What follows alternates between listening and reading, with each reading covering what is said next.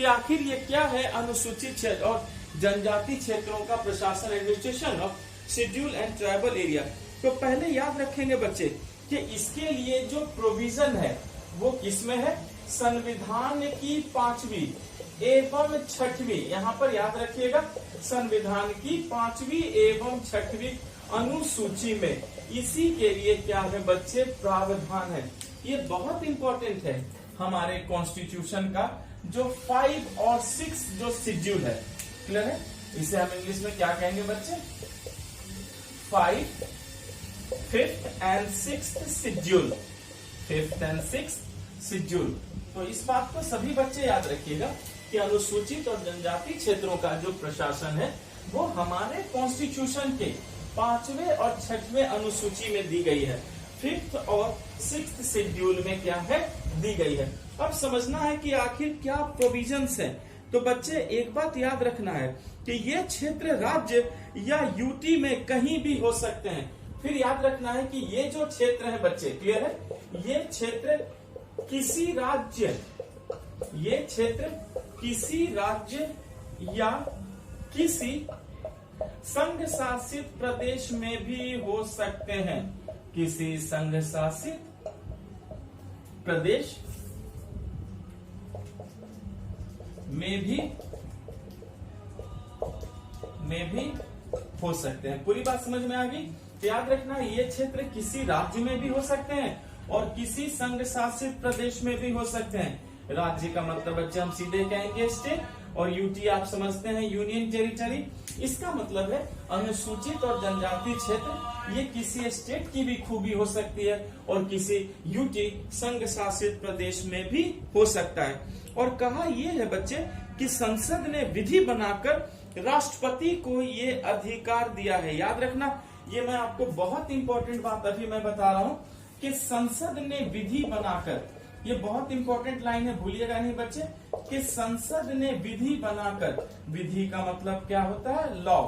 तो संसद ने विधि बनाकर राष्ट्रपति को यह अधिकार दिया है, राष्ट्रपति को यह अधिकार दिया है। ये बात याद रखना है बच्चे, बहुत इंपॉर्टेंट लाइन है, अधिकार दिया है कि, क्लियर है। आई रिपीट, फिर से समझिए, जो पार्लियामेंट है, जो हमारी संसद है, उसने विधि बनाकर राष्ट्रपति को क्या किया है, एक राइट दिया है। संसद ने कानून बनाकर राष्ट्रपति को एक राइट दिया है, एक अधिकार दिया है। और ये अधिकार क्या कहता है बच्चे, कि राष्ट्रपति किसी भी क्षेत्र को अनुसूचित और जनजाति क्षेत्र घोषित कर सकते हैं। कि राष्ट्रपति किसी भी क्षेत्र को, किसी भी क्षेत्र को अनुसूचित और जनजाति क्षेत्र घोषित कर सकते हैं। ये बहुत इंपॉर्टेंट लाइन है बच्चे, अनुसूचित एवं जनजाति क्षेत्र घोषित कर सकते हैं। क्लियर हो गया। ये बहुत इंपॉर्टेंट है, याद रखना है कि संसद विधि बनाकर राष्ट्रपति को यह अधिकार देता है कि राष्ट्रपति चाहे तो किसी भी एरिया को, किसी भी क्षेत्र को अनुसूचित, शेड्यूल, जनजाति यानी ट्राइबल एरिया घोषित कर सकते हैं। इसका मतलब है बच्चे कि प्रेसिडेंट को ये पावर है कि वही बताएंगे कि कौन लोग शेड्यूल्ड हैं, कौन लोग जो है ट्राइबल में आते हैं, और ये कौन सा एरिया शेड्यूल एरिया है और कौन सा एरिया ट्राइबल एरिया है। याद रखिए, अगर राष्ट्रपति मुझे कहते हैं कि मैं ट्राइबल हूं तो मैं निश्चित ट्राइबल होऊंगा, क्योंकि संसद ने प्रेसिडेंट को यह अधिकार दिया है।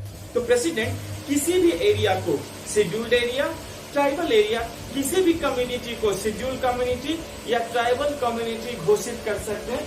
ये सब अधिकार किसे मिला है, ये अधिकार बच्चे राष्ट्रपति को मिला है। और राष्ट्रपति को यह अधिकार किसने दिया है, ये संसद ने कानून बनाकर दिया है। तो हम समझ सकते हैं कि संसद यहाँ पर बहुत ही क्या है, प्रभावी भूमिका है। चलिए यहाँ तक आप समझ में आ गया, निकाल दूं मैं इसे, फिर हम आगे बढ़ते हैं। और बच्चे एक एक चीज को हमें समझना है ताकि हमारा कोई भी प्रश्न जो है हमारे क्लास नोट से बाहर नहीं जाना चाहिए। चलिए फिर हम आगे बढ़ते हैं। अब याद रखना है बच्चे, अब राष्ट्रपति ने क्या किया है कि कुछ क्षेत्रों को घोषित भी किया है। अब जरा देखते हैं कि किन क्षेत्रों को घोषित किया है। तो चलिए सबसे पहले हम आते हैं शेड्यूल 6 में, ठीक है, शेड्यूल 6 में। अब देखिए शेड्यूल 6 में किसे घोषित किया गया है, तो बच्चे इसमें 4 राज्य हैं। असम, समझते चलिए, असम, मेघालय, त्रिपुरा, मिजोरम। क्लियर है? ये याद रखिएगा कि तब बच्चे शेड्यूल 6 में ये प्रोविजन है कि असम, मेघालय, त्रिपुरा और मिजोरम ये क्या है, ये सारे जनजातीय क्षेत्र हैं, शेड्यूल एरिया है जिसे घोषित किया गया है। तो ये 6ठी अनुसूची में है। अच्छा, जबकि 5वीं अनुसूची में क्या है, इन चारों के अलावा, ठीक है, याद रखिए। अब जरा हम 5वें शेड्यूल को भी देख लेते हैं। शेड्यूल 5 में क्या है, इसके अलावा अन्य क्षेत्र। क्लियर है बच्चे? इसके अलावा अन्य क्षेत्रों में। एकदम क्लियरली इस बात को सभी बच्चे याद रखिएगा कि शेड्यूल 5, देखिए शेड्यूल 6 कहता है कि असम, मेघालय, त्रिपुरा और मिजोरम ये जनजातीय क्षेत्र, अनुसूचित क्षेत्र हैं जहां पे प्रशासन का, एडमिनिस्ट्रेशन का एक अलग मोटिव है। उसी तरह शेड्यूल 5 में भी कहा गया है असम, मेघालय, त्रिपुरा और मिजोरम को छोड़कर इसके अलावा भारत के जो अन्य क्षेत्र हैं, इसके अलावा भारत के जो अन्य क्षेत्र हैं जो शेड्यूल और ट्राइबल एरिया आते हैं, वो सब किसमें कंडक्ट होते हैं, वो कंडक्ट होते हैं बच्चे भारत के संविधान के शेड्यूल 5 में। चलिए यहाँ तक आपको पूरी बात एकदम क्लियर हो चुकी है। अब आते हैं सबसे पहले जरा देखते हैं कि 5वीं अनुसूची में क्या क्या प्रावधान किए गए हैं, ताकि हमारी एक एक चीज क्लियर हो। पहले हम क्या करेंगे, 5वीं अनुसूची को देख लेंगे और फिर हम क्या करेंगे, 6ठी अनुसूची को देखेंगे। तो चलिए सबसे पहले अब हम आते हैं शेड्यूल 5 की बात करते हैं। शेड्यूल 5 की हम बात करेंगे, ठीक है। चलिए बच्चे याद रखेंगे कि शेड्यूल 5 में, क्लियर है, शेड्यूल 5 में असम, मेघालय, त्रिपुरा और मिजोरम के अलावा जितने भी राज्य हैं के क्षेत्र में ये अनुसूचित और जनजातीय क्षेत्र हैं, सब राष्ट्रपति द्वारा घोषित किया गया है। याद रखेंगे कि शेड्यूल 5 में क्या कहा गया है कि अन्य क्षेत्रों में घोषित किसे किया गया है, तो राष्ट्रपति द्वारा घोषित किया गया है। राष्ट्रपति द्वारा घोषित किया गया है। पूरी बात एकदम समझ में आ चुकी है।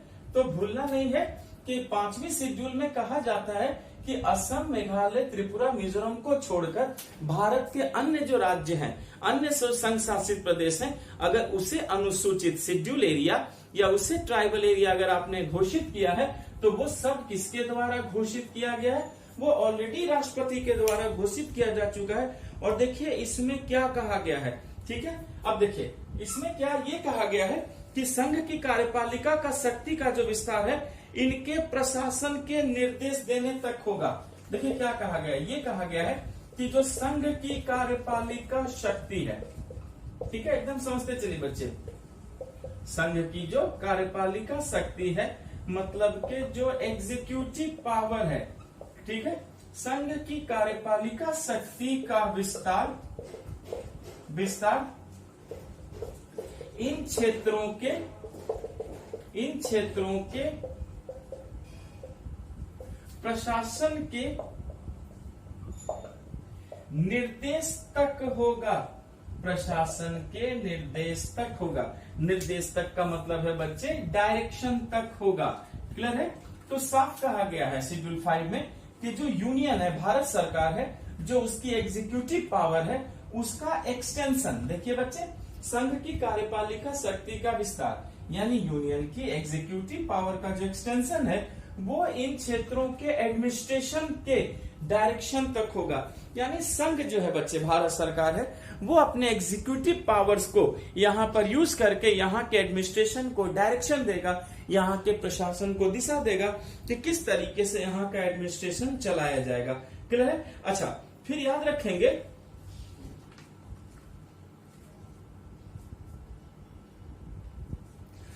फिर एक बात याद रखना है कि जिस राज्य में अनुसूचित क्षेत्र है, मान लेते हैं, फिर बच्चे अगला कंडीशन क्या है कि जिस राज्य में अनुसूचित क्षेत्र है, ये भी समझिए बच्चे, ठीक है, कि जिस राज्य में, मतलब अगर कोई स्टेट हो जिस राज्य में अनुसूचित क्षेत्र हो, शेड्यूल एरिया हो, समझते चलिए, अनुसूचित क्षेत्र हो, शेड्यूल एरिया हो, तो वहां का राज्यपाल, ठीक है बच्चे, वहां का जो राज्यपाल होगा, यानी वहां का कौन होगा, जो वहां का गवर्नर होगा।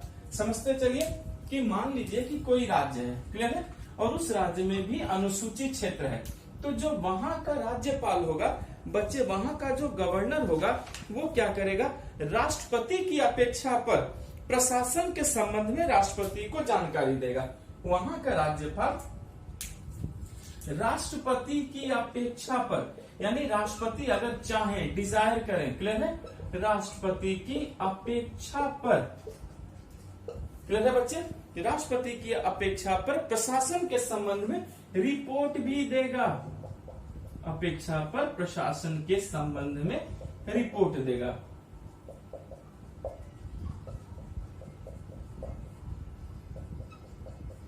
एकदम आपको पूरी बात समझ में आ गई है। मान लीजिए कि किसी स्टेट में शेड्यूल एरिया है, तो जो वहां का गवर्नर होगा वो राष्ट्रपति के कहने पर, एकदम इजी लैंग्वेज में समझिए बच्चे, कि राष्ट्रपति के कहने पर वहां का जो एडमिनिस्ट्रेशन है उसके संबंध में क्या करेंगे, वो प्रेसिडेंट को रिपोर्ट भी देंगे कि सर यहाँ पर इस तरीके से एडमिनिस्ट्रेशन चल रही है, ये है उसकी रिपोर्ट है। तो ये रिपोर्ट भी उनको क्या होगा बच्चे, देना होगा। क्लियर है? चलिए फिर देखते हैं और क्या है, एक एक चीज को समझते चलिए।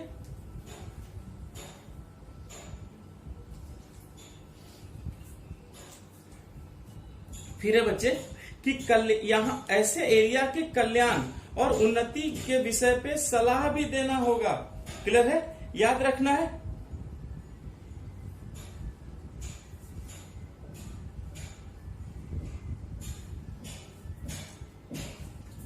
ऐसे एरिया के बच्चे कल्याण के लिए, देख रहे, कल्याण यानी के वेलफेयर एवं उन्नति के लिए, उन्नति यानी प्रोग्रेस के लिए। अगर ट्राइबल एरिया है तो उसका कल्याण भी होना चाहिए और उसकी उन्नति भी होनी चाहिए। तो उसके कल्याण के लिए और उन्नति के लिए, प्रोग्रेस के लिए क्या होगा बच्चे, प्रोग्रेस के लिए क्या होगा कि राज्यपाल उसे निर्देश दे तो जनजातीय सलाहकार परिषद का भी गठन किया जाएगा। समझ में आ रहा?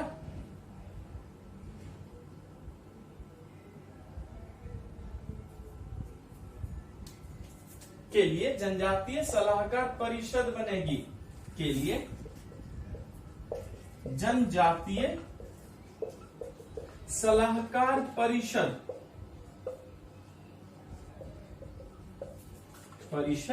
बनेगी। ये भी काम करेगा जनजातीय सलाहकार परिषद, यानी कि बच्चे ट्राइबल एडवाइजरी काउंसिल, देख सकते हैं, एक ट्राइबल एडवाइजरी काउंसिल भी बनेगी जो उन जनजातीय क्षेत्र के कल्याण के लिए, उनकी उन्नति के लिए क्या करेंगे, वो कार्य भी करेंगे। पूरी बात समझ में आ गई बच्चे? और याद रखेंगे कि राज्यपाल ही निर्देश देंगे, राज्यपाल क्या करेंगे, निर्देश देंगे, और निर्देश देंगे ऐसी तुरंत परिषद भी बन जाएगी। ये हमने सीख लिया।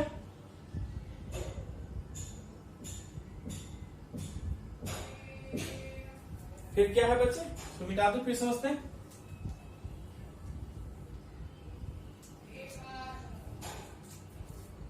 और देखिए फिर राज्यपाल क्या निर्देश देंगे, याद रखेंगे कि जो राज्यपाल है, गवर्नर है, निर्देश देंगे, डायरेक्शन देंगे बच्चे, निर्देश देंगे कि संसद या विधानमंडल द्वारा पारित कोई कानून, संसद या विधानमंडल, याद रखेंगे बच्चे, पार्लियामेंट, लेजिस्लेटिव असेंबली, पार्लियामेंट और स्टेट लेजिस्लेटिव असेंबली द्वारा पारित कोई कानून, द्वारा पारित कोई कानून ऐसे क्षेत्र में लागू नहीं होगा। ये निर्देश राज्यपाल देंगे, ऐसे क्षेत्र में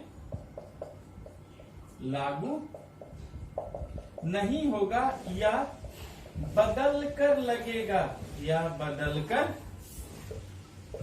लगेगा। पूरी बात समझ में आ गई? इस बात को भी याद रखिएगा बच्चे कि राज्यपाल अगर निर्देश देंगे तो मान लीजिए भारत सरकार यानी पार्लियामेंट ने या उस स्टेट की लेजिस्लेटिव असेंबली ने कोई कानून बनाया है, तो वो कानून ऐसे एरिया में लागू नहीं होगा, या आप चाहें तो उसके रूप को बदल करके लागू करेंगे, ठीक है। और पूरे राज्य में वो कानून है, लेकिन शेड्यूल एरिया में वही कानून लागू नहीं है, उसको थोड़ा चेंज करके लागू कर दिया गया है, क्योंकि हमें ऐसे एरिया को डेवलप भी करना है, इनकी अलग मानदंड होती है, तो हमें उन सभी चीजों पर खड़ा उतरना है। चलिए, यहां तक आपको समझ में आ चुका है। फिर आगे बढ़ते हैं बच्चे। अब आते हैं, देखते हैं अब छठी अनुसूची में क्या बात है। पहले मैं इसे मिटा दूं। अब आइए 6 शेड्यूल पे हम कवर कर लेते हैं, यहीं पे हम कवर कर लेते हैं कि 6 शेड्यूल के लिए क्या क्या जो है यहाँ पे प्रोविजन दिए गए हैं। तो बच्चे याद रखेंगे कि यहाँ पे राष्ट्रपति ने असम, मेघालय, त्रिपुरा और मिजोरम, फिर रिपीट कर रहा हूं, असम, मेघालय, त्रिपुरा और मिजोरम को ही राष्ट्रपति ने क्या किया है, घोषित किया है। चलिए, सबसे पहले याद रखेंगे ये भी किसके द्वारा ये सब घोषित है, ये सब भी बच्चे राष्ट्रपति द्वारा, क्लियर है। यानी असम, मेघालय, त्रिपुरा, मिजोरम, असम, मेघालय, त्रिपुरा, मिजोरम, ये भी राष्ट्रपति के द्वारा ही क्या है, घोषित है। चलिए, ये आपने अच्छे से समझ लिया। अब इसमें क्या क्या प्रोविजन है, तो बच्चे याद रखना है, इसके प्रशासन के एडमिनिस्ट्रेशन के लिए भी अलग अलग प्रोविजंस हैं। वो प्रोविजंस क्या है, ये जनजाति क्षेत्र स्वशासी जिलों के रूप में होंगे। याद रखना है, ये जो जनजाति क्षेत्र है, मतलब ट्राइबल एरिया है, ये जो जनजाति क्षेत्र है, ये स्वशासी जिले, स्वशासी जिले। देखिए, स्वशासी का मतलब हो गया ऑटोनोमस डिस्ट्रिक्ट, जिले के रूप में, स्वशासी जिले के रूप में क्या होंगे, प्रशासित होंगे, यानी एडमिनिस्ट्रेट होंगे। यानी ये ऑटोनोमस जिला होगा, अपने चीजों को खुद देखेगा। स्वशासी का मतलब होता है बच्चे अपने चीजों को खुद कंडक्ट करना। यानी एक ट्राइबल कोई एरिया है, वो उसे एक जिले के रूप में दे दिया गया, तो अब वो क्या है कि उस जिले को ऑटोनोमस जिला कहा गया। जैसे बच्चे ये ट्राइबल एरिया अपना एक लैंड बना लेते हैं और कहते हैं कि अब इसका प्रशासन जो है हम खुद करेंगे। तो याद रखिएगा कि ये जो जनजाति क्षेत्र है, ये स्वशासी क्या होंगे, जिले के रूप में होंगे। क्लियर है। अच्छा, इन क्षेत्रों में जिला परिषद और प्रादेशिक परिषद भी बनेगा। याद रखना है। फिर इन क्षेत्रों में और क्या क्या बनेगा बच्चे, इन क्षेत्रों में जिला परिषद, इन क्षेत्रों में जिला परिषद एवं, बच्चे देखिए, जिला परिषद यानी कि डिस्ट्रिक्ट काउंसिल एवं प्रादेशिक परिषद,